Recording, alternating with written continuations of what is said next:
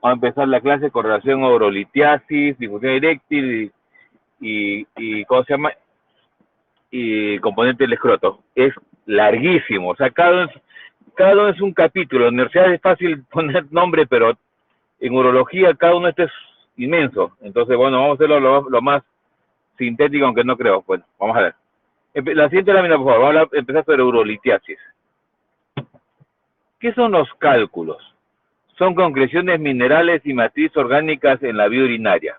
Traducción en pocas palabras, piedra. ¿Sí? Se da en la edad media de la vida, más del 10%, se está hablando de 30 años. Usualmente el primer episodio de cálculos es a los 30 años. Más frecuente en hombres que en mujeres, usualmente relación 2-1. Esto varía de acuerdo a los países, por si acaso. Y es la tercera afección más frecuente del sistema urinario. La siguiente. ¿Cuál es la probabilidad de desarrollar un cálculo? Más o menos 15%. Ojo, pero miren, 5 a 10% son sintomáticos. O sea, ¿qué significa eso? Que la presentación clínica más frecuente de los cálculos es que sean asintomáticos, o sea, sin síntomas, es lo más frecuente. ¿Y cuál es el riesgo que un cálculo asintomático se vuelva asintomático? Depende otra vez. Más o menos 10% por cada año que pase. O sea, si yo tengo un cálculo, una arenita chiquitita que no fastidia, un cálculo de 1 milímetro, por cada año que pasa aumenta 10% mi riesgo que ese cálculo, que en estos momentos no me duele, me duela. Es lo que me está diciendo. Y una de las principales características de los cálculos es que tienen alta recurrencia. O sea, si tuve un cálculo, tengo alta probabilidad que me vuelva otra vez el cálculo. ¿Qué es lo que significa? Y se calcula que el 60% tendrá otro cálculo en un lapso de 10 años aproximadamente. La siguiente. Miren este cuadro, en el cual vemos probabilidad de cálculo, ¿sí?, en un lado versus tiempo. Entonces observe. O sea, ¿qué significa esto? Que yo ya tuve cálculos. Lo eliminé por cualquier método. Entonces la pregunta es, ¿y puede volver a darme el cálculo otra vez? La respuesta es sí. Por ejemplo, línea azul hombres, línea roja mujeres. Significa que si hubiera pasado un año, mi riesgo sube un 17%. 5 años, 40%. 10 años, 60%. O sea, a más tiempo pase el episodio que tuve cálculos, tengo más probabilidad de tener otro cálculo. Es lo que significa. La siguiente. Ya, entonces, ¿cómo se forma un cálculo? Y aquí hay muchas teorías. Una teoría es la sobresaturación. ¿Qué significa? Imagínense que tengo un vaso con agua y le echo una cucharada de sal. Con una cucharada de sal, bueno, se disuelve. 2 cucharadas disuelve, 20 ya no disuelve, porque se ha sobresaturado. Significa que llega un punto en el cual así eche más cucharadas de sal, ya no disuelve, se va como un sarro al fondo. Y se piensa que es eso, cuando se sobresatura la orina, es donde empieza a caer y forma los cálculos. Otra teoría es la nucleación. Miren la imagen, van a ver como si tuviera anillos. Es una piedra que la han partido por la mitad y se ven como si tuviera anillos concéntricos. ¿De qué dice la teoría? Que todo empezó en un núcleo central, y que luego fue creciendo. Ahora, ¿qué se encontró en este núcleo central? Se encontró algo orgánico. De pronto coágulos, células epiteliales, piocitos, aminoácidos. O sea, algo orgánico que actuó como si fuera un pegamento, sobre el cual luego se fueron adhiriendo los cristales. Esa es la teoría. Otra teoría dice acerca de los inhibidores de la cristalización. ¿Qué significa eso? De que hay sustancias que inhiben la formación de cálculos. Se observó que de pronto habían pacientes que, a pesar de tener orinas sobresaturadas, no hacían cálculos, sobre todo mujeres. Entonces dijeron, debe haber en la orina algo que impida la formación de cálculos. Y esos son, los inhibidores son una lista larga. Tenemos uromucoides, citrato, magnesio, fosfato. Pero ¿qué es lo más frecuente encontrar? Citrato, sobre todo en las mujeres. Cuando este citrato disminuye es cuando tiene más riesgo de formar cálculos. ¿Y cuando disminuye? Cuando tiene infecciones urinarias. O sea, los gérmenes se comen el citrato y por lo tanto dan más cálculos. Y después de que las mujeres tienen usualmente más cálculos, llamados cálculos infectivos o de struvita, que justamente se relaciona con infecciones urinarias. Qué coincidencia. Y finalmente, la matriz orgánica, lo que le decía, se calcula que los cálculos en su centro tienen una matriz orgánica que es de 2 a 10% del cálculo, para actuar como pegamento. La siguiente. ¿Cuáles son los síntomas que presentan estos cálculos? Puede ser asintomático, dijimos que era lo más frecuente. El cólico nefrítico, del cual vamos a hablar algo. Lumbalgia, se confunde como una lumbalgia mecánica, o sea, un dolor sordo, que ustedes no pueden identificar dónde está la zona, así se confunde. Hematuria, macroscópica o microscópica, con o sin dolor. Miren lo que acabo de decir, con o sin dolor. Muchos creen que cuando tiene cólico nefrítico tiene que haber dolor, necesariamente. No, de pronto puede tener la hematuria sin dolor. Hito a repetición. Si tengo un paciente, sobre todo mujer, con infecciones urinarias a repetición, descartar siempre la presencia de cálculos. La siguiente. Ahora, dependiendo dónde esté el cálculo, da los síntomas. Ayer dijimos que el uréter tenía 3 puntos de estrechez ureterales, y justo esos puntos dan los síntomas. Si el cálculo está arriba, extenso superior ureteral, o el mismo riñón, entonces el dolor que me va a dar va a ser, miren, observen, en la región del hipocondrio izquierdo y la fosa, la región lumbar izquierda, por ejemplo, en este caso. Si el cálculo está en medio, me duele la región lumbar izquierda otra vez y la región abdominal izquierda. Pero observen si el cálculo está abajo, casi por vejiga. ¿Ven ese punto está cerca de la vejiga? Ah, espera, te voy a poner la manito otra vez porque no me ubica. Aquí ya ven, ya. Si el cálculo está allí por ahí, por la vejiga casi, entonces el dolor me da en fosa ilíaca, en este caso izquierda, y genital izquierdo. O sea, el paciente diría, me duele fosa ilíaca izquierda y testículo izquierdo. Y si es mujer, ¿qué diría? Me duele fosa ilíaca izquierda y labio izquierdo. Miren esa distribución de dolor. La siguiente. Se dice que el cólico rectal es el peor dolor que tiene el ser humano. Eso es lo que dicen. Peor que un parto, peor que cualquier dolor que se imagine. Entonces la pregunta es ¿por qué? Y acá están los mecanismos de dolor. Miren el riñón, este es uréter, y en medio se quedó la piedra. Entonces, ¿qué hizo? Como se quedó en medio, lo primero que hizo un efecto mecánico. O sea, aumenta la presión dentro de la luz por un efecto mecánico que produjo UPO. ¿Qué supo? Uropatía obstructiva. O sea, actuó como un tapón. Tapó en el uréter. Si tapó en el uréter significa que la orina que se forma arriba y tiene que caer ya no puede pasar a la vejiga. Por lo tanto, del punto donde tapó la piedra hacia arriba, se dilata como un globo. Eso se llama hidronefrosis. Hidronefrosis es esa dilatación. Y obviamente al dilatar, dilata los nervios y por lo tanto esto produce también dolor. ¿Qué más? Si es una piedra, es un elemento orgánico, duro, que me lesiona los tejidos por dentro, por lo tanto produce lesión de la mucosa. Si corto por dentro, esto produce la hematuria, por eso el paciente orina sangre. Entonces, si produzco lesión de tejido, esto produce edema. Y si produce edema, produce más uropatía obstructiva, o sea, cierra más el uréter todavía. ¿Sí? Y a eso hay que sumarle el espasmo ureteral, los músculos ureterales se contraen y por lo tanto ajusta más la piedra. O sea que todo el mecanismo está hecho para que la piedra no salga. La siguiente. Ahora, ese cólico renal, ¿cómo es? Es un dolor típico abrupto, empieza de pronto.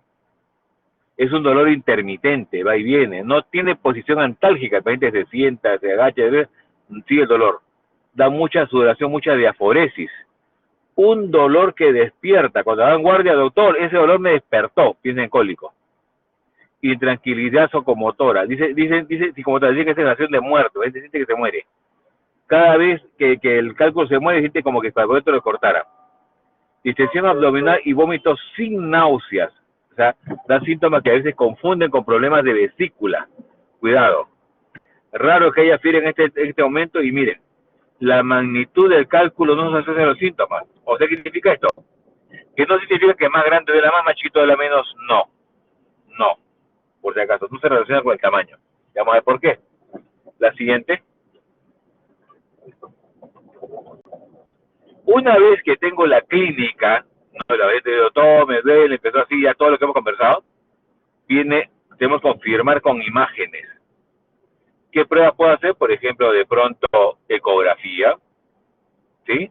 Que es la prueba más simple que uno puede hacer. Y ahí, por ejemplo, esta imagen, como ven una hidronefrosis, ¿ven? O sea, la ecografía solamente ve riñones y vejigas, no ve uréteres. Pero, sin embargo, de manera indirecta me dice que hay un cálculo. ¿Por qué? Porque hay una dilatación. Ajá, está dilatado, por lo tanto debe haber un cálculo incontinuo. Entonces, si yo creo que hay así, yo sé que la ecografía no ve uréteres, requiero otras pruebas de uréteres. ¿Cuáles son? De pronto urografía excretoria, que me pinta toda la vía urinaria, o una urotem, que es la que más pedimos los urólogos, la tomografía urológica.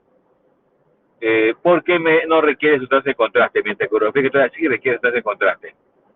Ahora, cualquier método de imagen es indispensable. ¿Para qué? Para saber el tamaño del cálculo. O sea, yo solamente puedo empezar un tratamiento cuando sepa el tamaño del cálculo. No puedo empezar si no tengo tamaño de cálculo. La siguiente. Siguiente. Ya. ¿Por qué? Porque viene lo que se llama dolor incoercible. ¿Qué es eso? Este es el clásico ejemplo del médico de posta, que de pronto el paciente tiene ahí, doctor, ¿sabe qué? Yo tengo, este es mi tercer cólico. Igualito que le pasaba, me da cólico así ya, y el doctor me da bastante agua. Haga lo mismo. Error. Hemos tenido esos casos cantidad. Viene por emergencia, un dolor que no pasa con nada. Le ponen diclofenaco, ketorolaco, todos los sacos que quieran y no mejora. ¿Por qué? ¿Por qué? Porque si la piedra, por ejemplo, mide 8, 9 milímetros, matemáticamente no va a pasar por ureter, porque tiene 3 puntos que mide 5 milímetros. Pero como ustedes le están dando agüita, en grandes cantidades, y eso hace que el dolor se vuelva incoercible, que no se da con nada. Cuando hemos tenido esos casos, hemos tenido que hospitalizar y darle petidina, morfina, o sea, opiáceos, porque el doctorcito se le ocurrió dar el tratamiento sin hacer una adecuada anamnesis. Entonces, moraleja, no indiquen líquidos abundantes. Eso lo hace el vecino, la comadre, la vecina. Todo el mundo, hay cálculo, toma bastante agua. Disculpe, eso solo sirve cuando el cálculo tiene 5 milímetros o menos. Si tiene más, eso va a empeorar el cuadro. La pregunta, ¿saben ustedes el tamaño del cálculo? No lo saben. Entonces, simplemente no va a actuar. La siguiente. Entonces, dependiendo del tamaño del cálculo, es el tratamiento. Cuando el cálculo está, dijimos, menos de 5 milímetros, tiene un 90% de posibilidad de tratamiento médico, o sea, que salga con el tratamiento. Pero miren, conforme crece, la posibilidad disminuye. 6 a 7 milímetros debe bajar a 50% la posibilidad que salga el cálculo. ¿Se da cuenta? Más de 7 milímetros bajó el 20%. Más de 10 ya hablamos que es indicación quirúrgica, o sea, un manejo quirúrgico después de litotricia. Ya vamos a ver los métodos. Ahora, si yo tengo un cálculo que es más de 5 milímetros, menos de 9, pudiera darle la opción de tratamiento médico, pudiera ser. Pero cuidado, si el dolor es demasiado fuerte, o hay mucha hidronefrosis, o el cálculo no descendió, entonces tenemos que hacer el tratamiento como si fuera cálculo grande. ¿Estamos de acuerdo? Siguiente. Ahora, médico de los cálculos. O sea, tengo una piedra, tiene 5 milímetros o menos, ¿qué debo hacer en esos casos? Ajá. Uno, darle grandes cantidades de líquido y hidratarlo. Aquí sí. O sea, ya sé que el cálculo es chiquito, por lo tanto, líquidos, un vaso cada hora. Ahora, agua, no necesariamente agua, puede ser emoliente, membrillo con cebada, jugo de limonada. Doctor, por aquí me dijeron chancapiedra, cáscara de papa de piña, dele, no hay ningún problema. La cuestión es hidratarlo. Dejarte spasmódico, analgésico con dolor. Ejercicio liviano, ¿para qué? Porque el movimiento por gravedad hace que la piedra se caiga. Vegetales y frutas que contengan mucho citrato, porque sabemos que el citrato alcaliniza la orina, entonces permite de que, acuérdense que el pH de orina es ácido, usualmente la mayoría de cálculos son ácidos, entonces dando citrato tengo alta posibilidad que salga. También hay tratamiento con sales de hidrato de potasio específicos, también de pecho de orina. No va a haber infección urinarias ni estreñimiento. ¿Por qué? Porque estos dos disminuyen la peristalsis ureteral, o sea, impide que el cálculo salga. La siguiente. La siguiente. Ahora, usar bloqueador alfa-adrenérgico, tansulosina, terazocina, ya. Solamente funcionan estos medicamentos cuando el cálculo está cerca a vejiga.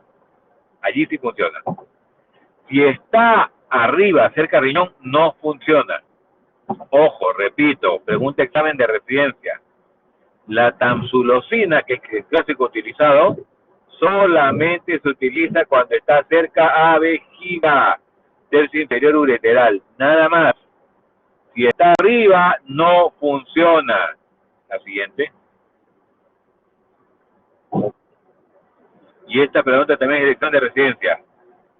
Cálculo más frecuente en la vía urinaria, oxalato de calcio.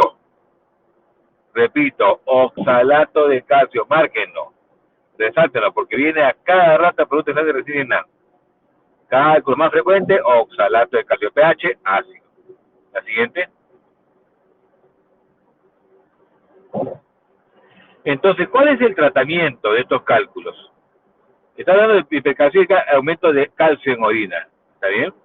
Si tengo aumento de calcio en orina, entonces, le doy citrato de potasio. Dijimos que hace que el pH se ponga alcalino, ¿no? También dice el cálculo de oxalato.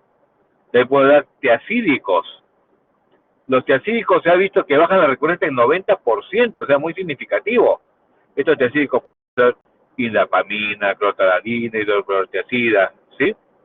A nivel de estudio controlado distal disminuye la absorción de sodio y aumenta la absorción de calcio. O sea que sale el calcio y entra el calcio en mi cuerpo, sale el sodio. Por eso es que funciona. La siguiente. Hiperparatiroidismo primario es un caso especial. O sea que tengo un adenoma de las glándulas paratiroides. Tan grande este adenoma, entonces este adenoma lo que hace es que aumenta la hormona paratormona, la PTH, lo cual aumenta la absorción de calcio, significa que saca más calcio de los huesos, y tengo más hipercalcemia, hace más hipercalciuria, porque tengo cálculos. Tratamiento, cirugía del adenoma y se acabó el problema. La siguiente. Diatesis gotosa. ¿Qué significa esto? Que tengo ácido úrico elevado en sangre. En este cálculo son pH de orina ácido, menor de 5.5. Usualmente historia clínica personal o familiar de ácido úrico elevado, o sea, gota, boca para gota. Si tengo, se habla de diatesis gotosa cuando tengo el ácido úrico sérico elevado en ese momento. ¿Sí? ¿Cuál es el tratamiento? Citrato de potasio, lo mencionamos, y alopurinol. ¿Por qué? Si tiene pH ácido, dale citrato de potasio, lo contrario. Y también le pongo alopurinol en estos casos. La siguiente. Cálculo de cistina. El cálculo de cistina es un cálculo... Agua. Ya. El cálculo de cistina es un cálculo raro, poco frecuente, 1 o 2%. Es un cálculo que se produce por el problema del metabolismo de aminoácidos dibásicos. O sea, cistina, ornitina, lisina, arginina. Pero ¿quién hace la clínica? La cistina. Observen que tiene forma, miren cómo se ve al microscopio, de hexágono. Así se ve. Si es un problema metabólico, significa que esto lo veo en niños. Entonces la pregunta es, ¿cuál es el cálculo más frecuente en niños? Cistina. ¿Está bien?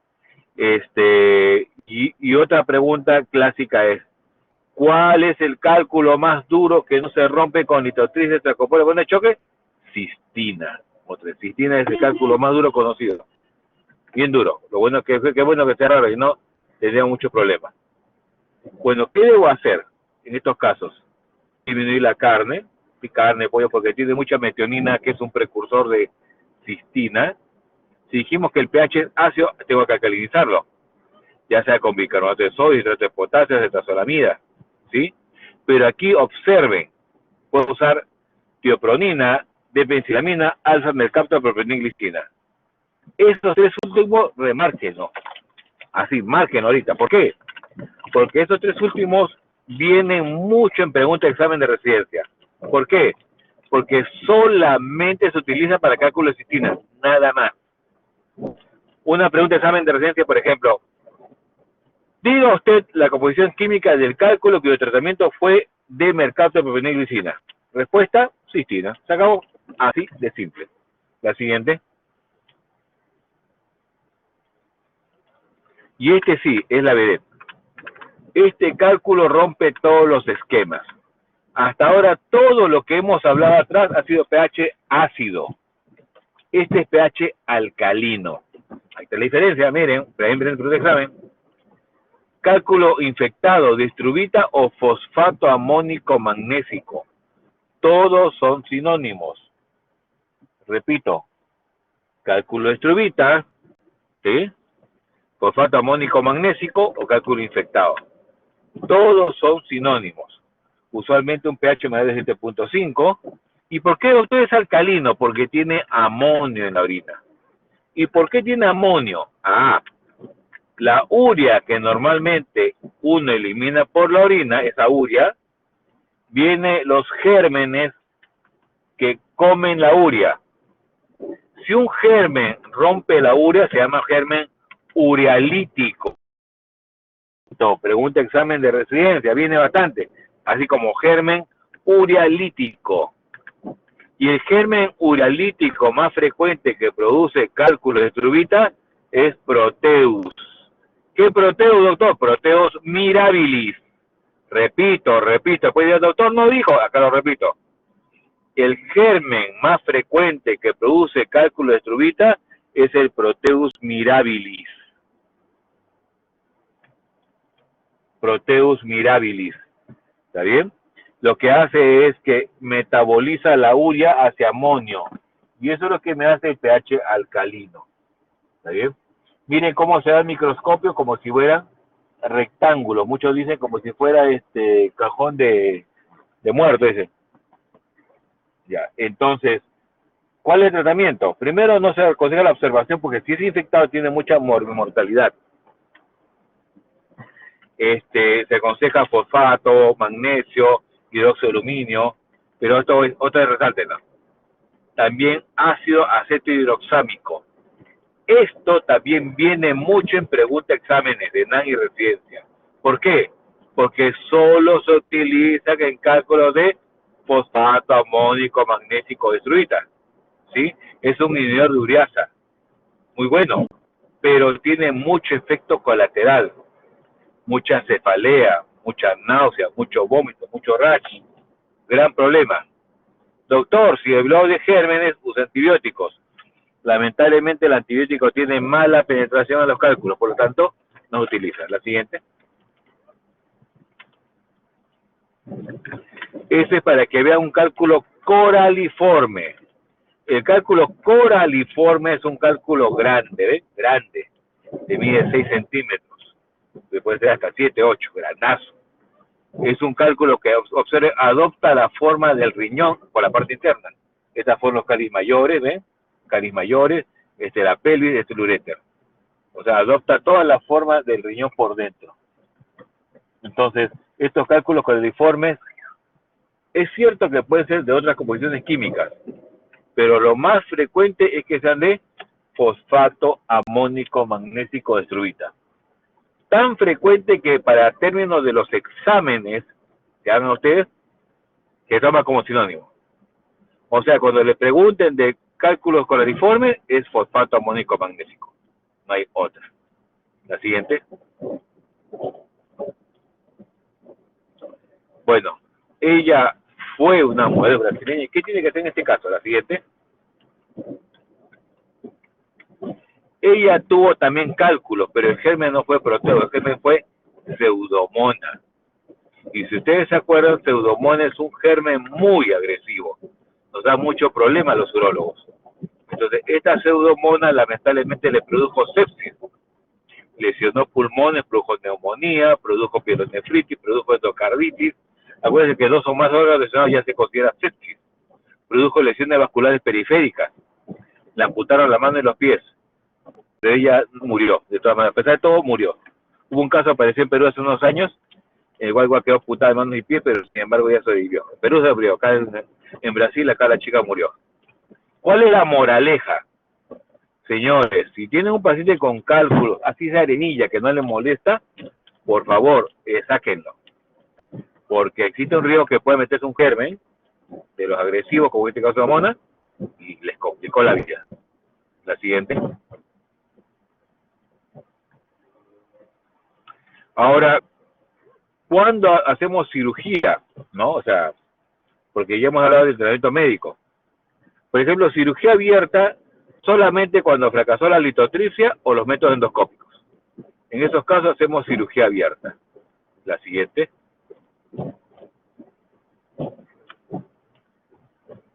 ¿Cuándo hacemos cirugía laparoscópica? Cuando el cálculo está en uréter superior o medio, nada más, no es inferior. La siguiente. Esto es interesante. Cuando hacemos ureterorenoscopía, o sea, entramos como si fuera una endoscopía por uretra hasta la higiene, no vamos hasta uréter.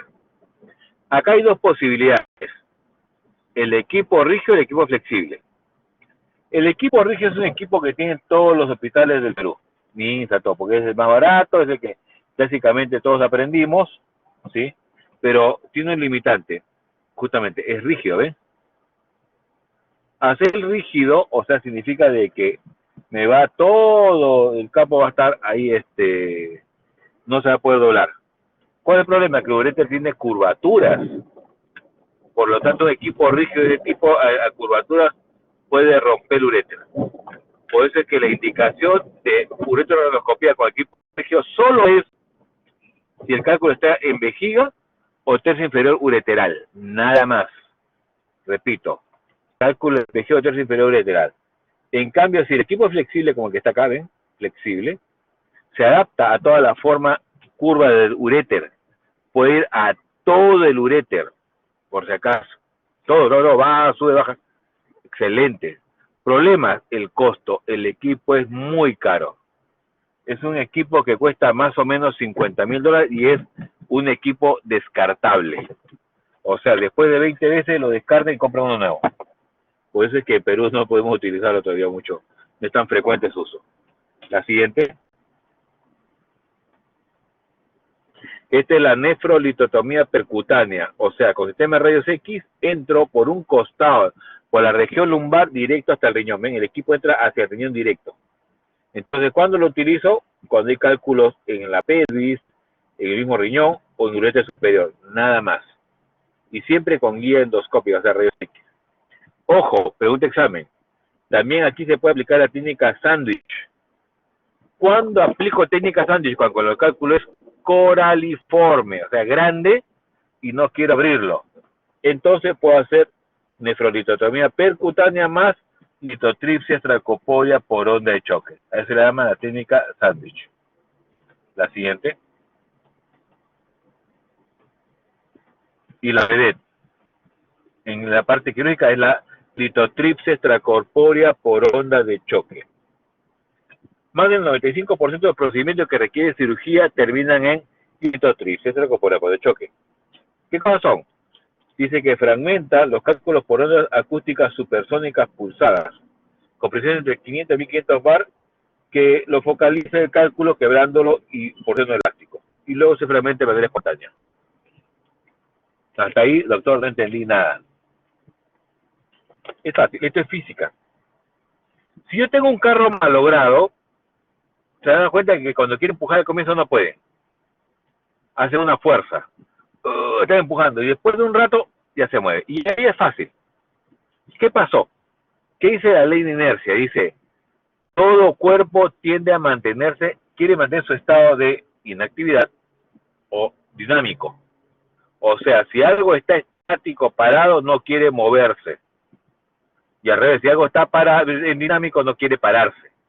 O sea, en este caso, se basa en que si yo tengo la piedra y le mando una onda de sonido, esto lo mueve. Pero el problema es que el cálculo no quiere moverse. Yo tengo dos fuerzas, una de movimiento y otra de no movimiento.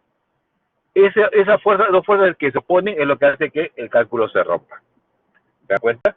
Pues habla de ondas acústicas supersónicas pulsadas. Claro, Cuando ustedes empujan el carro, una vez que ya lo movieron, ya se va fácil. Y a mí no me interesa mover la pierna, me interesa romperla. Entonces hacen el golpe toc, toc, toc. Claro, lo que busca es tratar de fracturarlo, romperlo, no empujarlo. Puede ser que rompe la inercia y otra vez la inercia para que se vuelva a estar estático otra vez. Y esto lo quiebra y luego se elimina espontáneamente. La siguiente. Mire acá el procedimiento, acá está el paciente echado, aquí está es una parábola que lanza la onda de choque y va hacia el cálculo. Es un procedimiento ambulatorio, fragmenta las piedras, sin pocas complicaciones, no invasiva. Ojo, la siguiente, a ver, un rato quiero la siguiente. Ya, retroceda, por favor. Retroceda. Indicaciones de cuándo hacer litotripsia. Son 3. Cálculo menor de 2 centímetros, 1. Cálculo con menos de 1000 unidades Hounsfield, se escribe Hounsfield, ONS, y Field, como galleta Field. ¿Y quién me da ese dato? La tomografía. La tomografía dice cálculo de 5 por 4 milímetros, paréntesis, 50 UH, unidades Hounsfield. O sea, ese dato le da la tomografía. Si es más de 1000, no, porque decir que más de 1000 ya no lo rompe la litotripsia. Y tercero, panículo adiposo menor de 10 centímetros. Doctor, no entiendo. Observen que esta onda tiene que meter de afuera hacia adentro. En Estados Unidos hay gente que mide 1,80, 1,90, son altos, pero también hay gente que lamentablemente es obesa. En grandes cantidades, o gordo, pero gordo, o sea, acá, el gordo acá no hay nada con gordo allá. Y hay gente que tiene grasa, un tejido celular subcutáneo a nivel lumbar de 20, 25 centímetros de grasa. ¿Se imaginan? Entonces, ese paciente, obviamente, esta onda tiene una penetración de 13 a 15 centímetros. Por lo tanto, si tengo más de 10 centímetros, no entra, pues. No va a llegar a cálculo. Por eso que el consejo es panículo adiposo menor de 10 centímetros, para que pueda penetrar la onda. Ahora sí, la siguiente. Doctor, una pregunta. ¿Podría repetir? Doctor, sí, le quería preguntar Sí. si podría repetir las indicaciones de la litotripsia porque... Litotripsia. Sí. No logré anotarlas. Ya, son 3. Pues repito, son 3. Repito, cálculo menor de 2 centímetros. 1. Segundo, cálculo con menos de 1000 unidades Hounsfield. Se escribe Hounsfield, H-U-N-S, y Field, como esta Field, ni Hounsfield. Y tercero, panículo adiposo, o sea, grasa menor de 10 centímetros. 10 centímetros. Esas son las 3 condiciones para poder hacer una litotripsia extracorpórea por onda de choque. ¿Está bien? ¿Ahora sí? Listo. Sigamos. ¿Cuáles son las contraindicaciones? Obstrucción distal. Claro, si yo tengo un uréter que está cerrado en un punto, la piedra no sale porque ya la rompí, pero está estrecho. Entonces, primero tengo que solucionar la estrechez de la obstrucción y luego romper la piedra. Segundo, infecciones. Si está en plena pielonefritis, no, pues primero trabajo la pielonefritis y luego rompo con la piedra. Coagulopatías, o sea, la onda de choque hace estallar la piedra. Si tengo un problema de coagulación, al estallar golpea las paredes y sangra. Y va a sangrar y sangrar. Como tiene un problema de coagulopatía, va a sangrar y no va a parar. Cuidado. Embarazo. Esto pasó en los primeros equipos en los años 50. O sea, eran unas tinas y ¿qué pasó? Que las ondas tocaron al bebé y lo lesionaron. Entonces, a partir de ahí quedó que ya no. Con los nuevos equipos que son mucho más focalizados, teóricamente no debería pasar, pero nadie quiere experimentar con gestantes, así que nadie quiere experimentar con gestantes. Por lo tanto, la norma es que no se utiliza litotripsia gestantes. Y calcificaciones aórticas y renales tampoco, ¿por qué? Está tan cerca al riñón que de pronto una litotripsia podría romper también estas calcificaciones aórticas y significa que tengo ya émbolos que van a viajar por la sangre y podrían taponar el cerebro, el corazón, cualquier parte, y ya producir un ACV. El gran problema. La siguiente. Ya. ¿Hasta ahí alguna pregunta para pasar al tema de fondo? ¿Por el cual todos están acá? Ya. Hablaremos de disfunción. Sí, le escucho.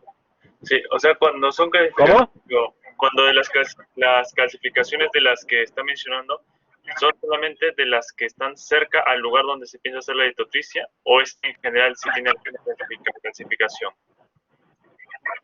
Ya presente. No, la norma es calcificación, claro.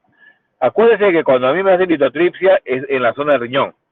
Entonces, en esa zona, si yo tengo una calcificación en la aorta que está muy cerca a las ilíacas, está abajo, pues no va a llegar la onda. Pero una calcificación que esté en justo el nacimiento de la arteria renal, tengo riesgo. Ahí tengo riesgo, tengo que tener mucho cuidado. En Perú hay clasificación solamente en personas mayores de 60 años y obesas, por la gran cantidad de grasa. No es tanto, más en Estados Unidos, allá sí es un problema, allá son obesos de toda la vida, gente que es obeso, miren, allá el riesgo de muerte es a los 35 años, por infarto, para que vean la obesidad como es allá. Acá, gracias a Dios, no es tanto problema, desde ese punto de vista. ¿Alguna otra pregunta? Listo, pasamos a disfunción sexual eréctil. La siguiente, por favor. ¿Cómo se define? Consistente o recurrente incapacidad de un hombre para conseguir y o mantener una erección peniana suficiente para el adecuado desempeño sexual. Observen la definición, porque de esto vienen muchos casos. Tengo el paciente que me dice, doctor, yo estoy con mi pareja, ¿sí? Soy estudiante de medicina y el día de ayer no me erecté. ¿Tengo disfunción eréctil? La respuesta es no. ¿Por qué? Porque tiene que ser un hecho recurrente. Se dice que todo hombre va a tener un episodio en su vida de no erección y que va a ser un hecho anecdótico, pero no se considera disfunción eréctil. Miren otro caso. Doctor, yo penetro bien a mi pareja, pero en pleno coito la erección va bajando. ¿Es disfunción eréctil? Sí. ¿Por qué? Porque no puede mantener la erección. Doctor, pero penetró bien, sí, pero no lo puede mantener. Ya se considera disfunción eréctil. Entonces, miren cómo la definición ayuda a estos casos. Lo siguiente. Miren este cuadro que es importantísimo. Este es un pene, lo hemos cortado por la mitad, y este es un pene en erección, un pene en flacidez. Cuando un pene se erecta, observe, esto se llama laguna del cuerpo cavernoso. Se llenan de sangre. ¿Está bien? Pero, ¿cómo se llenan de sangre? Porque hay músculos que rodean estas lagunas que se relajan. Si un músculo se relaja, permite que dilate y llene de sangre, ¿ven? Entonces, al revés, cuando el músculo se contrae, miren cómo se contrajo, entonces se contrae y hace que no se llene de sangre, por lo tanto hay flacidez. O sea, la erección depende de que los músculos que están en el cuerpo cavernoso se relajen o se contraigan. ¿Ven? Otro detalle más. Estas lagunas del cuerpo cavernoso están tapizadas por endotelio. No epitelio como que tiene la piel usted acá en la mano, en el cuerpo, no. Endotelio. O sea, lo mismo tapiza los vasos sanguíneos, la aorta, el corazón, tapiza los cuerpos cavernosos de pentalagunas. ¿Qué significa eso clínicamente? Que cualquier cosa que lesione endotelio lesiona función peniana. Es importante el concepto. La siguiente. Yo sé que le encanta la parte de química, así que lo veré un poco. Este es el músculo liso del cuerpo cavernoso. Esto que está acá es nervio, que está acá, y este es epitelio. Miren cómo libera de pronto el óxido nítrico. O sea, actúa como un neurotransmisor. ¿Sí? Ya puede ser endoteliales, o sea, por el sistema nervioso no adrenérgico, no colinérgico. Esto libera óxido nítrico, y miren cómo el óxido nítrico actúa activa la guanidilciclasa. Si termina en asa, es una enzima. ¿Está bien? Guanidilciclasa. Esta guanidilciclasa tiene como sustrato el GTP, guanidiltrifosfato, que por acción de la guanidilciclasa pasa a GMP cíclico. Este GMP cíclico activa una proteína sinasa, otra enzima, sinasa, que a su vez va a abrir los canales de calcio y que el calcio salga. Si a un músculo le falta calcio, significa que el músculo se relaja. Y si dijimos que el músculo se relaja, por lo tanto, llena de sangre. Llena, y por lo tanto significa erección. ¿Estamos de acuerdo? Ahora, obviamente nadie va a estar eternamente erecto. Debe haber un mecanismo de feedback o retroalimentación negativa, de corte, todo eso. ¿Y cuál es? Que el GMP cíclico pasa por acción de la fosfodiesterasa 5 a 5-GMP, el cual ya no tiene acción sobre la proteína sinasa. ¿Estamos de acuerdo? Así la siguiente. Ahora, tenemos conocido dos vías metabólicas para relajar el músculo de los cuerpos cavernosos. ¿Y cuál es? La guanidilciclasa y la adenilciclasa.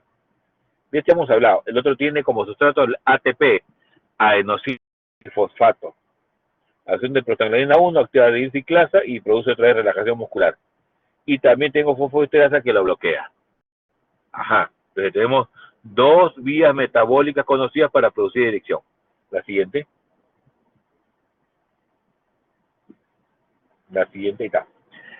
El cerebro es el principal órgano sexual en el hombre. ¿Sí?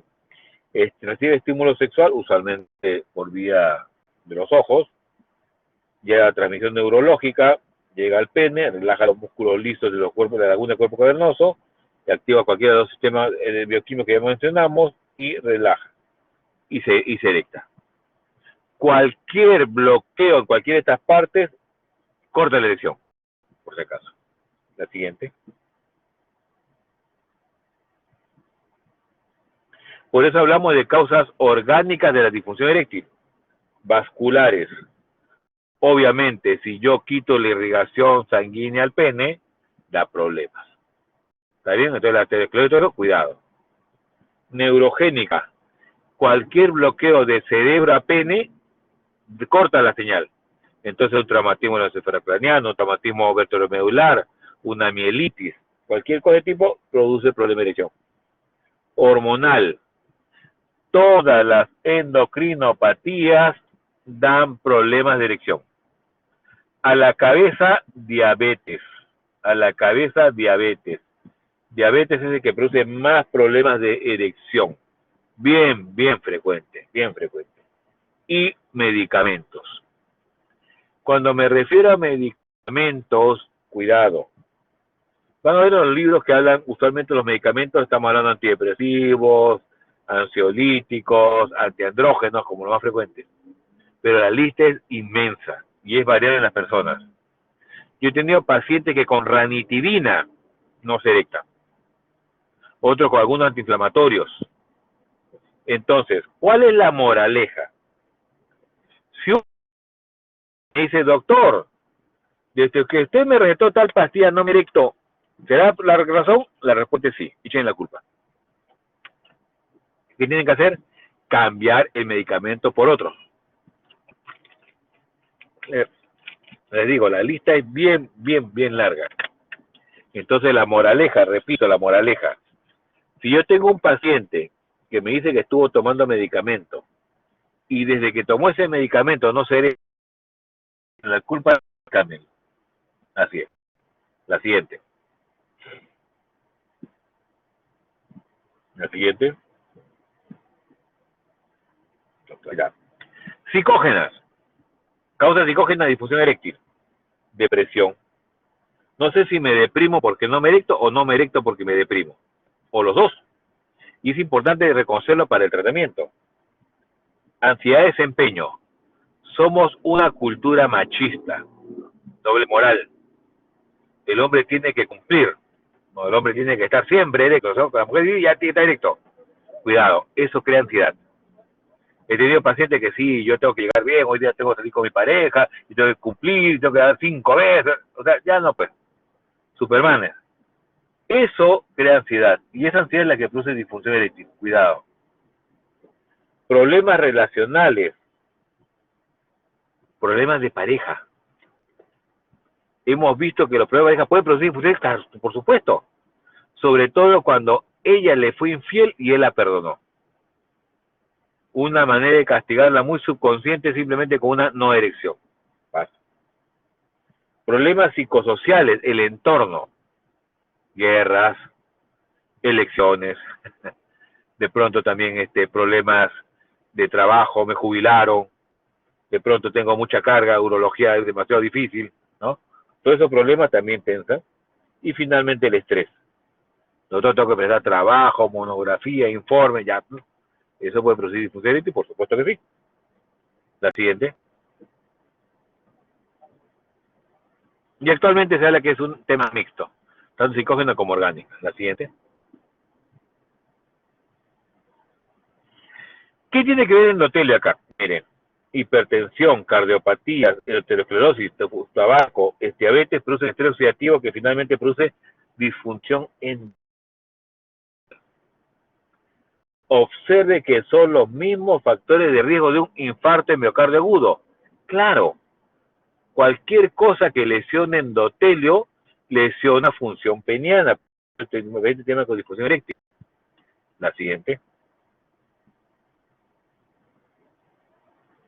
Se calcula que en el año 95 habían 152 millones de hombres con disfunción eréctil.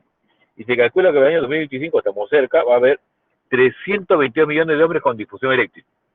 ¿Se dan cuenta? Prevalente, no están solos. La que sigue.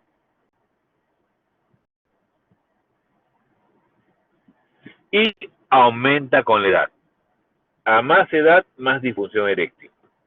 Ojo, se creyó un tiempo que, ya, claro, por supuesto, más viejito, más disfunción eréctil. Sí, por eso no. No es por la edad, es por la comorbilidad.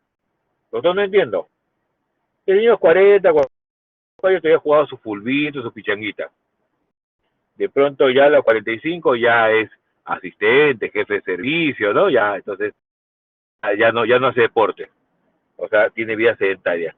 De pronto a los 50 ya tiene hipercolesterolemia, triglicéridos elevados, más vida sedentaria. A los 55 de pronto ya tiene vida sedentaria y tiene su hipertensión, ya tiene su presión arterial elevada. A los 60 le suma una diabetes y así. O sea, conforme pasan los años, va sumando enfermedades. Y es la sumatoria de estas enfermedades lo que le está produciendo la disfunción eréctil. ¿Por qué? Porque lesiona endotelio. Así es. La siguiente.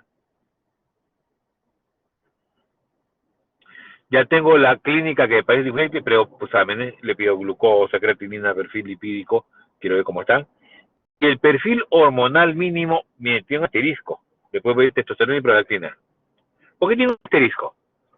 En las guías de América, norteamericana, Estados y de Europa, a todos les piden hormonas.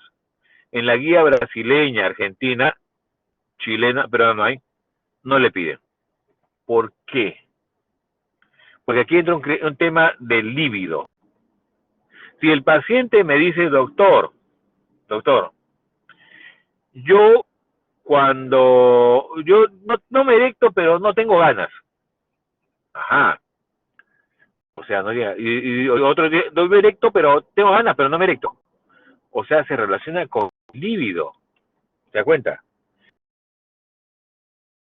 Entonces, si se da con líbido, yo fácilmente lo detecto. Pero en otros países, Europa, Estados Unidos, son muy fríos.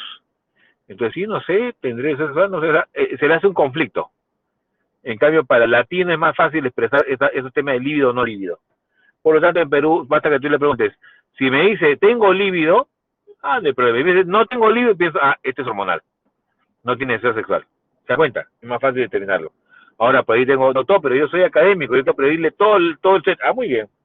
Le piden LH, hormona luteizante, proteína de andrógeno, estradiol, 17 de testosterona. Y así es todo el set endocrino. La siguiente. Había una prueba que ya no se solicita mucho, pero está en la historia de la urología, que es la prueba de Ricky-Scan o prueba de tumescencia nocturna. ¿Qué es eso? Es una maquinita que pone muslo y tiene aros que va hacia la base del pene y el glande. ¿Cuál es el fin? Se dice que todo hombre en el sueño tiene 3 a 5 erecciones. Y eso es fisiológico. ¿Por qué, doctor? Porque el pene en flacidez tiene pH ácido. Por lo tanto, requiere erección para cambiar de sangre. Por eso es que se erecta en la noche. Entonces, si yo tengo un paciente que no sé definir si su disfunción eréctil es orgánica o psicológica, le pongo esta maquinita. Si se erectó en la noche durmiendo, significa que el problema es psicológico, porque se erecta. Pero si no se erecta en la noche, significa que esto es orgánico, porque no se erecta ni aún durmiendo. ¿Se dan cuenta? Para eso sirve. La siguiente. En el año 98 aparece Viagra y FDA reporta 4 casos de muerte. La pregunta es, ¿se murió por Viagra o por la erección, o por el tema sexual? Se demostró que fue por el tema sexual. O sea, hay pacientes, cuando le dan su Viagra, el paciente se erectaba y, oh, caramba, 3 años que no me de pronto tengo una erección, se siente como de 20.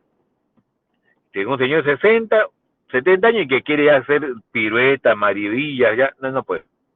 Entonces aquí el tema físico no lo acompaña.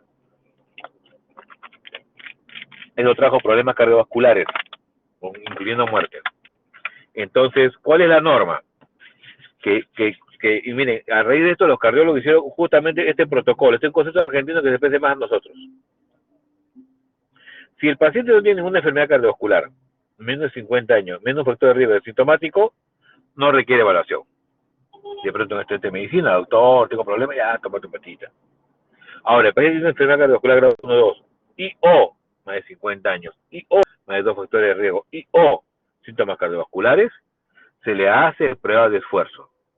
¿Qué es la prueba de esfuerzo? Es la prueba que le hacen correr en una bicicleta para ver si tolera, ¿no? Tolera el corazón. ¿Cómo se responde esto? METS, que viene a ser la evaluación calórico de oxígeno del paciente durante el ejercicio. Si hace más de 6 METS, el repuesto, o sea, tiene 7, 8 METS, ese paciente no requiere evaluación adicional. Ojo, 7 a 8, 7 para arriba. Si tiene menor o igual a 6 METS, cuidado, ese paciente no le puede dar ningún tratamiento para disfunción eréctil, se le muere. Y no se le muere por el tratamiento, se le muere porque el corazón no aguanta el ejercicio físico. Cuidado. Y si el paciente tiene una enfermedad cardiovascular grado 3 o 4, definitivamente ningún tratamiento de frente al cardiólogo. La siguiente. Entonces, ¿cuál es el tratamiento? 1, modificar el estilo de vida. No fumar, limitar el alcohol, dieta saludable, ejercicio regular. Lo que más complicaciones me da es el ejercicio. Doctor, no me erecto, te mandas ejercicio. Claro, es que si hace ejercicio, el paciente mejora el sistema cardiovascular, mejora el endotelio, mejora la erección. ¿Se da cuenta? Viéndolo como una unidad. La siguiente. Ya hemos hablado de los medicamentos, modificarlos, ya hemos dicho. La siguiente, ya hemos hablado. Orientación psicosocial. Hemos dicho que viene mucho de la mente. Puede ser monoterapia o tratamiento coadyuvante. Busca bajar la ansiedad, cambiar conductas, técnica de estimulación sexual, entrenamiento de parejas. Les digo, estamos en pleno siglo XXI, era el internet, de informática, y hay mucho analfabetismo sexual, incluyendo médicos. Tengo muchos pacientes médicos, por si acaso. Claro, doctor, ¿de verdad? Claro. Los únicos especialidades médicas que ven la parte sexual son 3. Urología, ginecología y psiquiatría. Y les digo, no todos los urólogos, no todos los ginecólogos, no todos los psiquiatras les gusta la parte sexual. He tenido urólogos que dicen, no, tontería, yo más gano plata operando. En una operación te gano como 20, 30 consultas de esas. Claro, tienen razón. Los que vemos la parte sexual, tiene que ser alguien que le guste el tema y que lo pueda, requiere mucha paciencia. Para que un paciente, ojo, que cuando viene la consulta viene la pareja, viene él, ella y los dos. Ojo, un día él, un día ella, un día los dos juntos. Y van a ver que tienen 3 versiones del problema. La versión de él, la versión de ella y la versión de los dos. Es interesantísimo, no se imagina. Entonces, y eso se ve. Pero para que alguien te cuente todo eso requiere mucho tiempo. Estás sentado, conversando, hablando, hasta llegar al punto, si esto es psicológico o si es orgánico. Entonces requiere mucho. Y hay que educar a las parejas. Hay mucho analfabetismo sexual. Muchos van a internet. Y hay tanta tontería, no se imagina la cantidad de tontería que hay en internet. Y muchos se las creen, por si acaso. Cuidado. La siguiente. Hablando de tratamiento con medicamentos, el primero que apareció a nivel mundial fue Viagra, pues le pongo el nombre, porque todo el mundo conoce así. El nombre químico es sildenafilo. Es un medicamento que se toma 5 miligramos una hora antes del coito y que según eficacia y tolerabilidad puede subir a 100 o bajar a 25. Doctor, no entiendo. Empecé con 50 miligramos y el paciente me dice, doctor, excelente, pero tengo un poquito de dolor de cabeza. Le bajó a 25. Empecé con 50 y me dice, doctor, más o menos, no respondí, le subo a 100. O sea que yo puedo ir modificando la dosis de acuerdo a la respuesta del paciente. Miren que en el año 2000 había 300 millones de tabletas vendidas en ese año. Se consumían Viagra cada 6 segundos. Ahora debe ser mucho más. Y es aprobado en 150 países. Tenía en ese momento 13.000 publicaciones, 235 metaanálisis, 11.000 pacientes de año controlados. Doctor, ¿por qué tanta investigación? Justamente para demostrar si había sido el Viagra que había matado a estos 4 pacientes. Y se demostró que el Viagra fue la actividad física, el ejercicio físico. Y este es el acto sexual.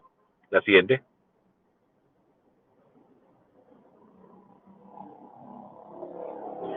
¿Cómo actúa el Viagra?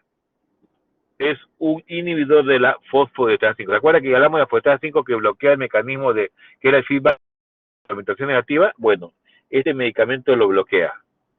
Entonces, si bloquea el bloqueador, ya pues el mecanismo continúa. La siguiente.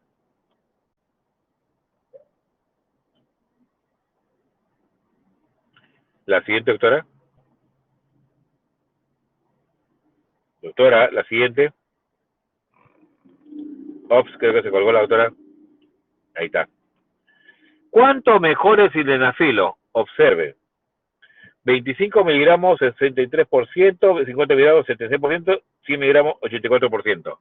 O sea, es un medicamento dosis-respuesta. A más dosis, mejor respuesta. Es lo que significa. La siguiente. ¿Cuántas veces tengo que dar? Este es un cuadro interesante. Hay gente que tomé una vez, ya no funcionó, doctor, ya no funciona. Mentira. Miren, tomando una vez, solamente una vez, tengo una respuesta que va de 40 a 50%. Tomando 2 veces subió 3, 4, 5, 8. O sea, miren, de 40 puede subir hasta 80% de respuesta. ¿Qué significa esto? Si un paciente responde o no al tratamiento, tengo que tomar mínimo de 6 a 8 veces para decir responde o no al tratamiento. Pero doctor, ¿puedo tomar 20 veces? Ya no, porque después de 8 se hace una meseta, ¿ves? Y en la meseta ya no interesa, pues ya toma más, igualito no va a responder. Entonces la norma es de 6 a 8 veces mínimo de tener un paciente toma para decir que funciona el medicamento. La siguiente. Otro medicamento que le va a aparecer vuelta a la filocialis, pongo porque también es conocido, es un inhibidor también de la fosfodiesterasa 5, igual que el anterior, que es el filo. Dosis 20 miligramos 30 minutos antes del coito. Y que es lo más importante, que da más espontaneidad, porque dura hasta 36 horas. Doctor, ¿voy a estar directo 36 horas? No. Actúa en ese rango de tiempo. Pues se le llama la pastita de fin de semana. Sale con la pareja, tiene una erección, descansa, tiene otra erección, descansa y sucesivamente. O sea, puede tener muchas erecciones en ese rango de 36 horas. ¿Sí? Este es vía oral a demanda. Ojo, ya apareció también el talafilo vía oral dosis diaria de 5 miligramos, como hablamos ayer en la clase de HEP. Si yo tengo un paciente que quiere terapia sexual, le doy 5 miligramos toma diaria todos los días. Este que está acá es a demanda, o sea que quiere pronto una salida, quedar bien un día, toma 20 miligramos y listo, ya no vuelve a tomar más. La siguiente. Otra vez, duración, estos son los cuadros que dice que dura hasta 36 horas. La siguiente.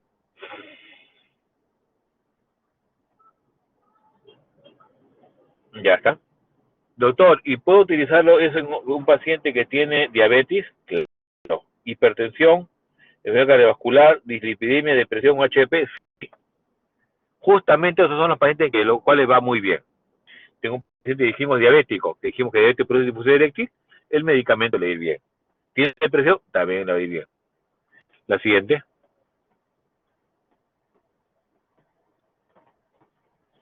Este es un cuadro para que vean cómo la transulación, este cuadro de ayer que justo no se abrió, donde se ve transulación y talafilo tiene misma acción. O sea, ya se demostró que talafilo también sirve para hiperplasia prostática benigna. Este cuadrito, la siguiente, tiene prácticamente la misma acción. Las guías europeas ya la utilizan para tanto difusión eréctica como para problemas de próstata. La siguiente. Vardenafilo, Levitra, otro idiofosfata 5. Todo, ojo, todos estos medicamentos requieren estímulo sexual. Y me olvidaba. Tanto sildenafilo, tadalafilo, vardenafilo, está contraindicado su uso con nitritos o jamás de los jamases con nitritos o nitratos. ¿Qué son eso? Son esos medicamentos que dilatan los vasos coronarios. ¿Sí? Yo voy a emergencia, me da mi isosorbide, ya esos medicamentos sumados con talafilo, sildenafilo pueden producir que el paciente se muera. Una hipotensión que no saca nadie. Cuidado. Igual, este vardenafilo, sildenafilo, dosis 10 miligramos, que puede aumentar el 25 a 60. La siguiente, muy parecido. Y efectos colaterales, puede haber cefalea, dolor de cabeza, vasodilatación, puede haber problemas de dispepsias, náuseas, lo cual es raro. La siguiente. Otra terapia es el musé, o el prostadilo. Se le pone un líquido, ¿ves? Este líquido está en este frasquito, se le pone a través de la uretra del pene. ¿Sí? Se deja el líquido, luego se frota para que se absorba y se absorba por vía intrauretral. Esto apareció junto con el Viagra, por eso es que nadie lo conoce. El Viagra lo opacó. La siguiente. Este medicamento es el alprostadilo. El alprostadilo me sirve tanto para diagnóstico y tratamiento de disfunción sexual eréctil. También va actúa inhibiendo la vía alfa-adrenérgica, que hablamos que había dos vías metabólicas, esta es la otra vía. Puede producir dolor en el pene, sangrado uretral, pero lo peor es que produzca priapismo. ¿Qué es el priapismo? La erección prolongada y dolorosa. El paciente se aplica el medicamento y se erecta 1 hora, 2 horas, 3 horas, 4 horas. Al comienzo feliz, una erección pero de horas. Pero cuidado, más de 4 horas es una emergencia urológica. Tiene que ir corriendo. Así. ¿Por qué? Porque más de 6 horas produce hipoxia. O sea, usted establece la función peniana, no, ya ese pene no se erecta nunca más. Cuidado, es importantísimo. Y está contraindicado utilizar el falciforme, el loma múltiple, en deformación de pene o leucemia. Ahí está contraindicado utilizar estos medicamentos. La siguiente. El alprostadilo también se puede inyectar como si fuera inyección directa al pene, en el pene. Cada vez que tiene un coito se inyecta, no siempre en los puntos izquierda, derecha. Este medicamento ya no hay en Perú, por si acaso. Otra vez el Viagra lo opacó y lo eliminó. La siguiente.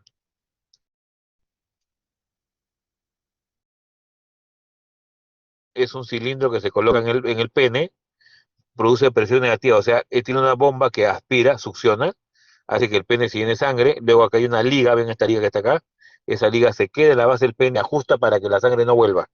Entonces el pene se queda con esa sangre, tiene su coito, 20 minutos, luego saca la liga y baja la erección, la sangre regresa. Problemas, donde ajusta la liga puede producir petequia, equimosis.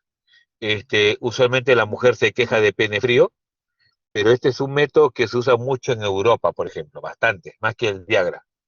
Y les va muy bien, por si acaso. El siguiente. El paciente que me dice, doctor, no he respondido a nada. Usted me puso Viagra, me puso inyecciones, me puso vacu, no me erecté. Finalmente termina prótesis peniana, ¿ves? Prótesis. Y con estas prótesis, el paciente vuelve de nuevo a erectarse. Pero, cuidado, son prótesis que son tejidos mecánicos que van dentro del pene. O sea, suplen la función del pene. Entonces, y el problema es el costo. Estos que son simples, acá en Perú están unos 7 a 10 mil dólares, estos que son más complejos están unos de 15 a 20 mil dólares, o sea, caros, pero va bien en muchos pacientes. La siguiente. Hasta ahí. ¿Alguna pregunta, alguna duda? Doctor, una pregunta. Sí, ¿le escucho? En el caso del dispositivo al vacío, el hombre en este caso, al momento de tener relaciones sexuales, ya no podría usar lo que es el tema del condón por el que podría causar una mayor fixación, como puede usar algún otro método anticonceptivo, pero más que todo sería en el caso de la mujer, como el pastilla al día siguiente y esas cosas. No le entendí la pregunta. ¿Cómo? Repita la pregunta, Juan.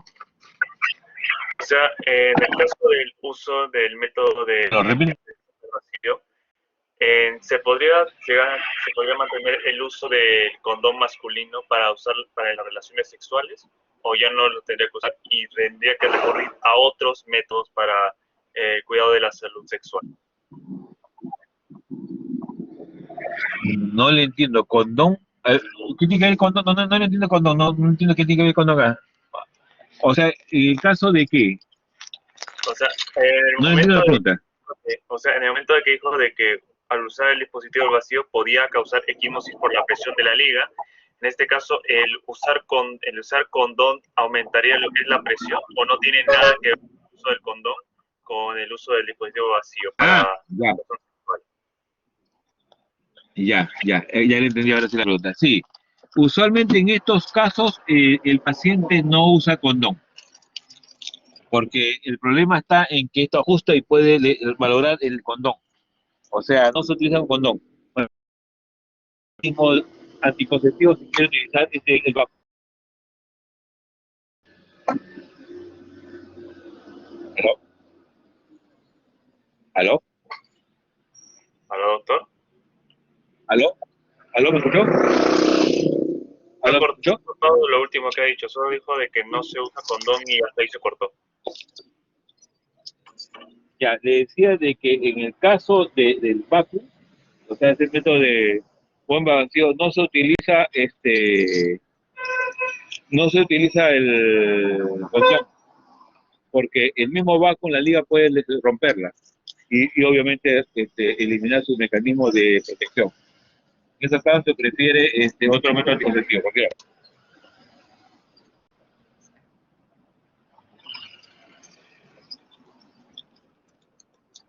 Aló, Sí, se logra escuchar. Gracias por la pregunta. ya, gracias. Listo. Si no hay más preguntas, lo que pasa es que le escuché cortado, por favor.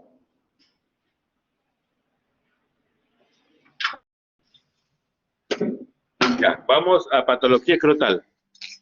Entonces empezamos con criptorquía. Criptorquía dijimos que era la falta de descenso testicular, ¿sí? El testículo en el escroto no bajó. La siguiente. La siguiente. Entonces, esta criptorquía tiene factores de riesgo. ¿Cuáles son? De pronto, el parto prematuro, embarazos gemelares, pequeño padaje gestacional, bajo peso al nacer, uso de estrógeno en el primer trimestre por parte de la madre, baja presión intraabdominal, una falso de estrés vertical o anomalía del EPI. De todo eso me puede producir como consecuencia la criptorquía en el bebé. La siguiente.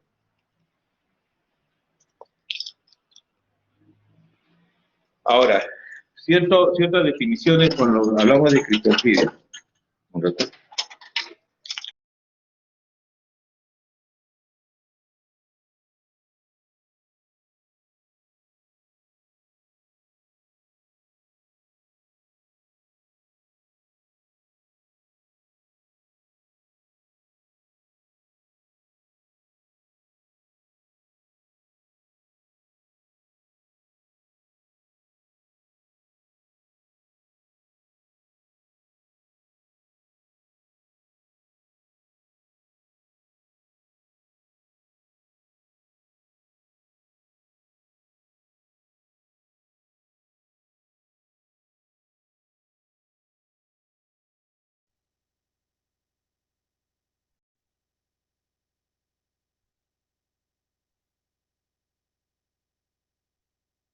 Palpables.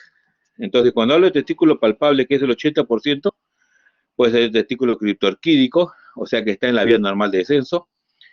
Ectópico hablamos cuando está en una vía anormal, o sea, de pronto ya lo tengo en la pierna, en el muslo, en la región perineal, en otra zona. Ese llamamos testículo ectópico. Testículo retráctico ascensor, usualmente es aquel testículo que la mamá dice, por rato no está el testículo y por rato no. Ajá, ese testículo en ascensor. Usualmente ese país tenemos que monitorearlo, o sea, seguirlo hasta los 8 años, porque puede subir, bajar o de pronto normalizarse. Muchas veces se normaliza. Testículos no palpables, que es el 20%, o sea, uno de cada 5 son testículos intraabdominales. O sea, que hay dos posibilidades. O el testículo está dentro del abdomen o es una agenesia testicular. Simplemente no hay testículo. ¿Sí? Ahora, dentro de eso puede. La agenesia testicular es el que no tiene. O sea, no tiene embriológicamente testículo. En cambio, el testículo evanescente es lo que llaman regresión testicular. Nosotros no entiendo. El testículo evanescente es aquel que ha tenido una torsión testicular intraútero. O sea, el testículo sobre su eje ha perdido oxígeno y simplemente ya no ha regresionado. Es chiquito, es como un punto, pequeñísimo, tan pequeño que ya no se observa. Eso se llama testículo evanescente, por si acaso. Ya, pregunta también de examen de residencia. Testículo evanescente es, no saben qué será. La siguiente. Ya, aquí vemos, por ejemplo, criptorquidia, dijimos que está en la zona, acá, mientras que el testículo ectópico va a otros lados, inguinal, pubis, abdomen, en otro lado. La siguiente.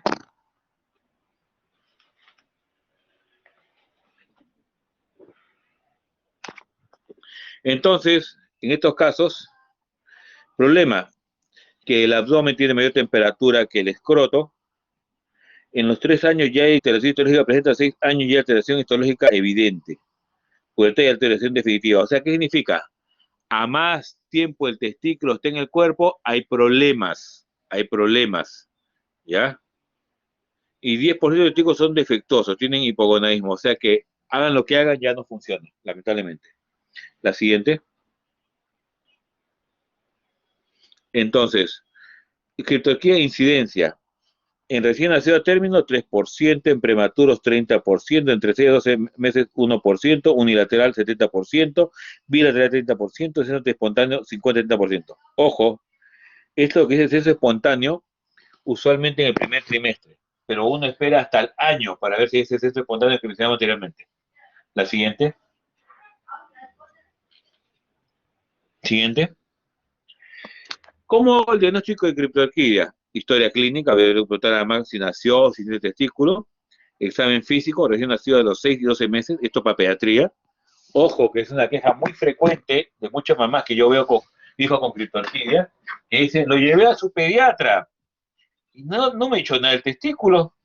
Recién de pronto la tía que siempre examina, pues, oye, ¿te falta un testículo? ¿Cómo o no? Entonces, cuidado, es una queja frecuente y que si es real, termina con juicio, cuidado. Pues es importante que ustedes cuando evalúen niños, vean también el testículo. Y supongamos que dice que sí, efectivamente ya ha salido, le hago, tengo esa sospecha, le puedo hacer una ecografía, una tomografía, una resonancia, una laparoscopía. La laparoscopía es lo último. Cuando yo tengo, al final, a pesar de todo, no tengo Diagnóstico, le hago cirugía laparoscópica. La siguiente.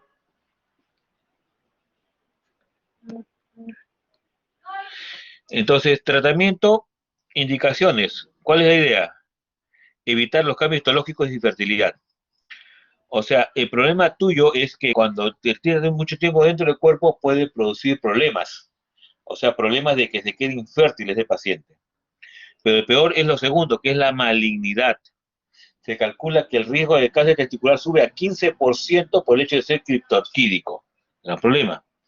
¿Qué más tengo? Que tengo riesgo de hernia inguinal, riesgo de torsión, que de pronto se tuerce dentro del cuerpo y gran problema, riesgo de trauma, que al no saber que lo tengo en otro sitio pueda golpearlo sin querer, factores psicológicos, el hombre cuando siente que le falta testículo también se siente menos, cuidado, y edad del paciente, importantísimo. Hemos dicho, a más edad tenga con la criptorquidia, más problemas. La siguiente. Finalmente, tengo dos tipos de terapia, no quirúrgica y quirúrgica. Cuando viene la mamá con el niñito al comienzo, yo le ofrezco terapia no quirúrgica, no es todo su operación. Entonces le digo hormona con estrofina coriónica, GnRH, LRH, hormona estimulante de hormona luteinizante, terapia combinada, ubucirelina. ¿Qué es lo que busca todas estas terapias? Busca, la HCG, por ejemplo, busca estimular, que estimule a la hipófisis hipotálamo para que libere, para que estimule a su testículo para liberar testosterona. Eso es lo que busca hacer. Si, ahora, este tratamiento usualmente le damos por los primeros meses y observamos. Si no hay respuesta, voy recién a tratamiento quirúrgico, que es inguinal, si está ahí, o la laparoscopía, si el testículo no es palpable. La siguiente. Complicaciones de la quirugía, atrofia testicular, que se pierda, torsión testicular, que se doble el testículo, injuria quirúrgica, que de pronto por la cirugía, igual que una lesión testicular, obstrucción uretral, raro, pero puede pasar, hematoma escrotal hidrocele, infección, retención testicular y tumor testicular. Lo peor de todo es el tumor. La siguiente. Otra enfermedad, vean acá estas venas dilatadas, se llama varicocele, que viene a ser las varices de este plexo pampiniforme. La siguiente. De 15 a 25 años es lo más frecuente. Pues cuando alguien va a postular a las escuelas militares, ahí le piden a todos hacer este chequeo. 3 a 20% de la población normalmente tienen esto, por si acaso. En 40% de los hombres infértiles aparece. O sea, cuidado, ¿qué significa esto? Que no todo hombre infértil tiene varicocele, pero puede parecer. Más frecuente del lado izquierdo es 70%, en el lado derecho 9% y bilateral 21%. La siguiente. Etiología no bien establecida, ¿sí? No se sabe exactamente. En la desembocadura de la vena espermática izquierda en ángulo recto, ve acá, izquierda, acá está. Ya lo mencionamos ayer que el ángulo recto es lo que hace que caiga. Este produce un daño vascular y pinzamiento de arteria mesenterica superior y aorta. Fenómeno de Nutcracker. Bueno, este pinzamiento es raro por si acaso. ¿Ya? O sea que este varicocele puede dilatar tanto la vena que puede producir ese pinzamiento. Pero ese es un efecto rarísimo. La siguiente. Síntomas poco manifiestos. Dolor intenso raro, así raro. Principal malestar, pesadez y sensación de alargamiento en la bolsa escrotal. O sea, el paciente no venga por mucho, viene como una molestia, ¿sí? Y otro viene por infertilidad. La siguiente. Examen físico, echado y de pie.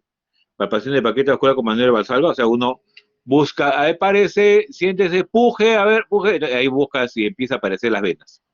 La siguiente. Grado 0 no detectable, examen físico con exámenes auxiliares. 1 se palpa solo de pie o con maniobra de valsalva, ¿sí? 2 se palpa de pie sin maniobra valsalva, o sea, en el 0 solamente por ecografía. En el 1 de pie con maniobra valsalva, o sea, empuje, ya. En el 2 se palpa de pie sin maniobra valsalva y 3 se dijo que venosa de pie sin maniobra valsalva, o sea, ya tú lo ves de frente. El mayor grado 3, basta que lo veas, baja el pantalón, ya lo estás viendo. Ese es el grado 3, el máximo. La siguiente. No, te pasaste, retrocede. Retrocede una, por favor. Ya. ¿Cuál es la prueba imprescindible? Ecodoppler. Miren acá cómo se ven. Esto se ve negro porque acuérdense que es líquido. Entonces, antivenografía ya no se utiliza, ahora se utiliza ecodoppler. Y eso me diagnostica el varicocele. La siguiente. Siguiente. Acá está. Acá este es el ecodoppler donde le ponen el sistema para el flujo, y ven cómo se ve el flujo sanguíneo. La siguiente. Tratamiento, varicocele. ¿Cuándo? Cuando el dolor es poco soportable, infertilidad, estética o daño testicular. ¿Qué tipo de cirugía? ¿Abierta o laparoscópica? La siguiente. Hidrocele. Hidros, agua, cele, bolsa, o sea, bolsas de agua. Tengo mucho líquido entre la túnica vaginal y parietal. Vamos a ver, la siguiente.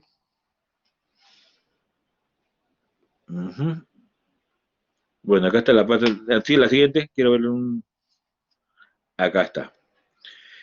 Este testículo, acá está la túnica vaginal, ¿ven? El testículo se ve blanco porque está rodeado por la túnica albuginea, ¿sí? Y sobre también la túnica vaginal de tipo visceral. Y aquí está la túnica vaginal de tipo parietal. Entre estos dos se llena el líquido, este espacio se llena de agua. Eso le llamamos hidrocele. La siguiente. Entonces la túnica vaginal, entonces, es deriva del peritoneo, ¿sí? Que se supone que reabsorbe, sin embargo, el desequilibrio. O sea, teóricamente siempre hay líquido en el testículo, que es mínimo, laminar. Produce movimiento. Puede ser que usted agarre el testículo, no está fijo, es muy móvil, porque tiene un líquido. Pero cuando se produce más líquido que se reabsorbe es donde tenemos el hidrocele. La siguiente. Entonces, o hay mucho líquido o hay poca resorción. Cuando hay mucho líquido, infección aguda o crónica, traumatismo o tumores. Ahí pasa. Y cuando tengo poca resorción, de pronto idiopática, o sea, más de 50% no se sabe por qué, hernias inguinales voluminosas, hemorragia o posquirúrgicas de varicocele o ligadores en bloque. Entonces, en estos casos también puede producir lo mismo. La siguiente. Diagnóstico, otra historia clínica, para gente se cuenta que hay una masa y el examen físico, todo es el bulto ahí. La siguiente. Ecografía, bien, ¿cómo se ve? Testículo y miren esta cantidad de líquido. Este es el hidrocele. Gran cantidad de líquido, ¿sí? Ahí la prueba de la transiluminación, te pregunta examen. ¿Cómo es eso? Le pongo acá una linterna que pase la luz. Si la luz pasa, transmisión positiva. La luz no pasa, transmisión negativa. O sea, si la luz pasa, digo, hay hidrocele. Así simple. La luz no pasa, eso es sólido. Eso no es líquido, es sólido. Pero sirve. La siguiente. Tratamiento, observación. No todo hidrocele se opera, así es. Y he tenido pacientes con hidroceles laminares muy pequeños que para qué operarlo. Más el trauma. Observamos nada más. Otros hacen punción. Cuidado, la punción tiene el problema de que vuelve a llenar otra vez. Entonces, ese es el problema. Hay que decir, señor, llena. Eso lo hacemos en casos de pacientes que no toleren por algún motivo la cirugía. Cardiópatas, insuficiencia renal, algo, ya son muy mayores. Entonces, le hacemos la punción y listo. Actualmente hay técnicas que mezclan punción más masaje linfático, masaje de drenaje linfático, y va muy bien. Y quirúrgico, que es la inversión de la vagina o técnica de verga. O sea, quirúrgico es cortar, sacar, pues inversión de la vagina o lo volteo o lo saco. Corto toda la técnica vaginal. Y con eso mejora el paciente. La siguiente. Hay un hidrocele especial, del niño le llama, ¿sí? En el cual es diferente. O sea, ustedes se acuerdan, dijimos que tenemos el testículo. Bueno, en esa bajada puede jalar parte del peritoneo y hacer una comunicación como un puente. Entonces, y ese puente, ese conducto peritoneo vaginal continúa. Entonces, la siguiente? Ya. En neonato, el producto vaginal debe estar obliterado al nacer, pero no ocurre el 6% cifra que aumenta en prematuro. O sea, se calcula que el total del niño, el 6%, esa comunicación que había del testículo al peritoneo se mantiene. ¿Ya? A eso le llamamos hidrocele congénito, o sea, de nacimiento. Pero es porque se mantiene. O sea, cuando hemos hablado de hidrocele anteriores son de adultos, que se golpeó, que traumatismo, así. Pero este es un niño que nace con eso. La mamá les cuenta, mijito, el testículo por ratos crece y por ratos se achica. Ese es el dato más interesante. Crece y se achica. Lo que pasa es que como está comunicado con peritoneo, por rato llena y por rato usted lo presiona y se baja. Sobre todo cuando llora el niñito, donde más llena. La siguiente. Entonces, otra es la historia clínica. De hecho, esa historia de la mamá que conté y el examen físico, verlo. Hay casos en los cuales he visto al niñito que en ese momento simplemente lo aprieto y se achicó, mira, se achicó. Así es. Ese es hidroceles congénito. La siguiente. Entonces, ¿lo opero? No. Se calcula que hasta el primer año se puede cerrar de manera espontánea. Por eso lo observo. Pero si ya pasó un año y no cerró, le hago cirugía por vía inguinal. ¿Sí? También puede hacerse punción y escleroterapia, pero está contraindicada. ¿Por qué? Porque requiere mucha predicción y como son niñitos, si tú le pones estrés esclerosante, puedes necrosar tejidos. Por eso es que no se aconseja mucho. La siguiente. Torsión testicular. Otra enfermedad. Pues digo, este capítulo es bien largo. Bueno, han sumado 3 cosas diferentes en un solo día. Torsión testicular, acá ven, se ve testículo negro. El testículo gira sobre su eje. O sea, no hay una buena fijación, gira sobre su eje y al girar me oblitera, me cierra los vasos, por lo tanto hay hipoxia. Se estrangula y por lo tanto hay problemas.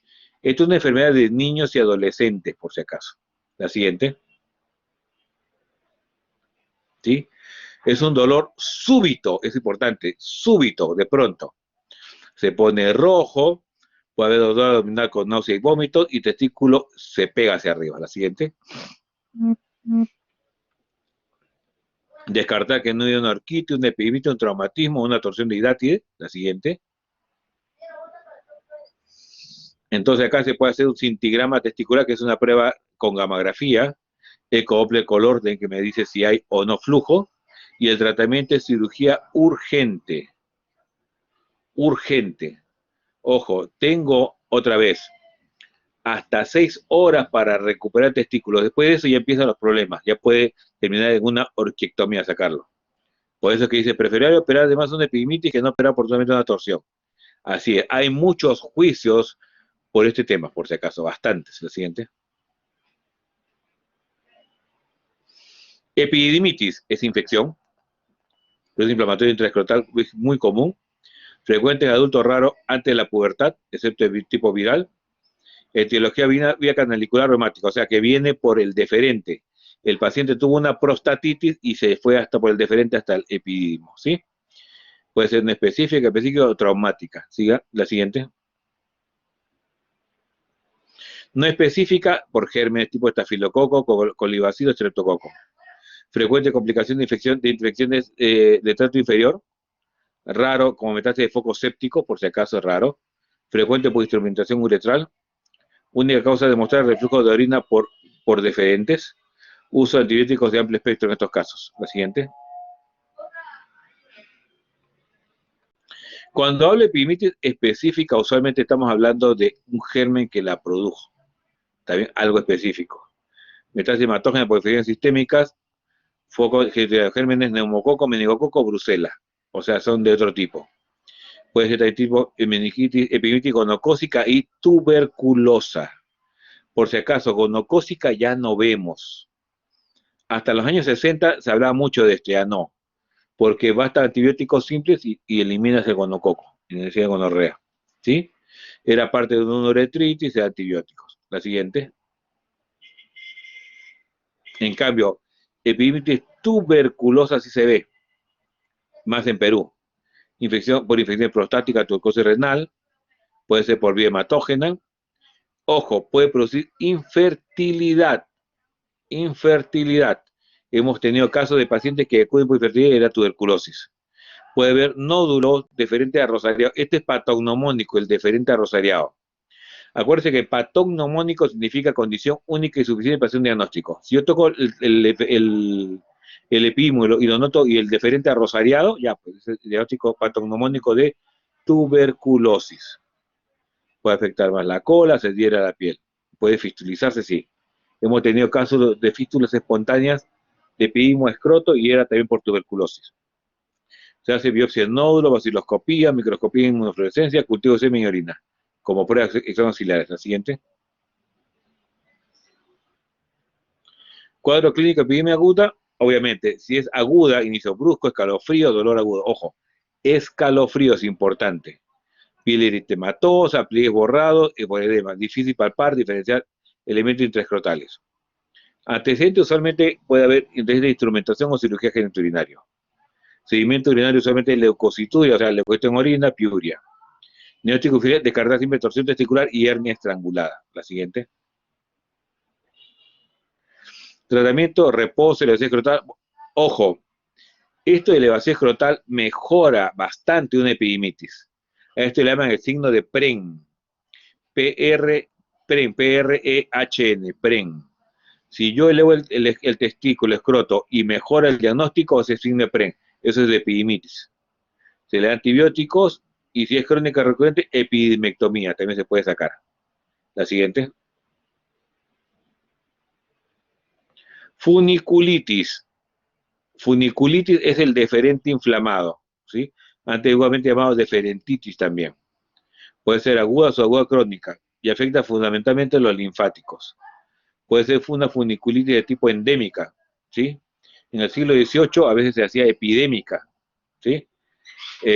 Puede haber fiebre, toxicidad, engrosamiento del cordón, inclusive hasta papar cordones núdulos y fibrosos. La siguiente. Puede producir trombosis del plexo papiniforme, a veces con pus. Testículos epidídimos son normales. Etiología estreptococo. Aparición esporádica en climas templados y uso de antibióticos. Ahora, funiculitis por linfogranuloma venéreo, o sea que estamos hablando de un tema de enfermedad venérea. Infrecuente, raro, de compromiso los linfáticos retrógrados al cordón a partir de infecciones de glándulos linfáticos o ilíacos profundos. Generalmente afecta al deferente, las arterias y venas secundarias a la linfangitis primaria. La siguiente. Funiculitis sifilítica, raro. Ahora actualmente raro porque otra vez con antibióticos ha mejorado. Aparece 4 a 9 años después de la lesión primaria. Son más irregulares el cordón espermático, de consistencia firme y elástica, de sospecha por lesiones sifilíticas en el cuerpo, tratamiento responde a tratamiento antibiótico para sífilis. Otra funiculitis por tuberculosis, clamidia y otros gérmenes, que afecta el cordón sobre todo linfático asociado a epididimitis. La siguiente. Entonces, síndrome escrotal agudo, ya hemos hablado, torsión testicular, infección, ya hemos hablado, torsión de hidátide, tumores traumáticas. No hablo de tumores traumáticas porque eso van a ver después. Y torsión de hidátide es solamente que algunos pacientes tienen como un cuerpo pequeñito en el testículo, se llama hidátide Morgani, que tienen otro tipo de hidátides, que giran y se confunden con torsión testicular, por si acaso. Aquí el ecodoppler nos va a ayudar bastante en estos casos. La siguiente. Listo, yo sé que esta parte ha sido un poco amplia con temas diferentes, pero bueno. ¿Alguna pregunta?